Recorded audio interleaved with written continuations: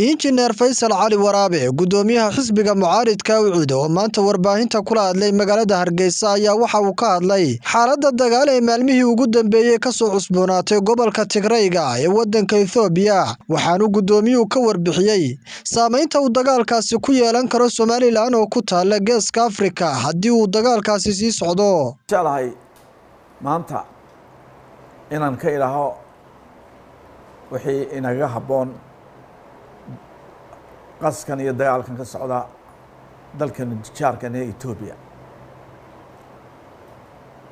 waxa muuqata dagaalkii inuu yahay dagaal fidi doona oo ku eekaaneen waqooyiga Itoobiya deegaanka Tigrayga sidoo sheegay amba uu qababa ra'iisul wasaaraha Itoobiya dagaalkaas haddaan la xakameyn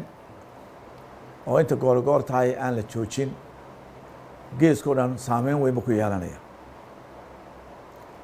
marka inaga oo ah Jamhuuriyadda Soomaaliland oo geeska kaga naala meel halbowle ah waxa weeye inaynu inaguna mowqifkeena aynu sheegnaa tala waxaynu hayna bixinaa marka waxaan anugu leenahay haddaan leenahay xisbiga cadaaladda daryeelka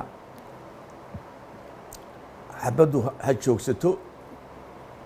caqligu ha shaqeeyo annagoo tixraacina baaqyada adduunka u soo jeediyey ra'iisul wasaaraha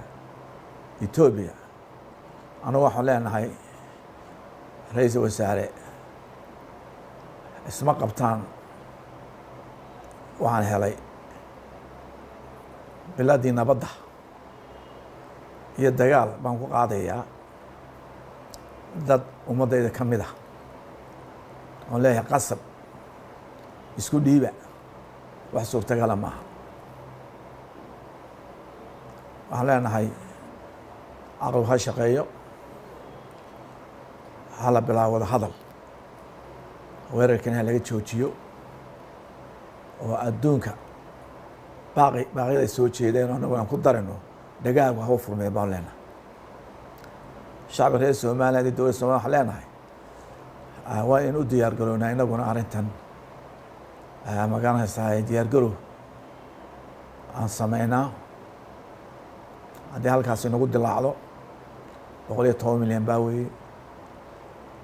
wayna soo gaadhayaan qaxoontigoodu malaana waxa weeye arrinta Itoobiya qalalaasyada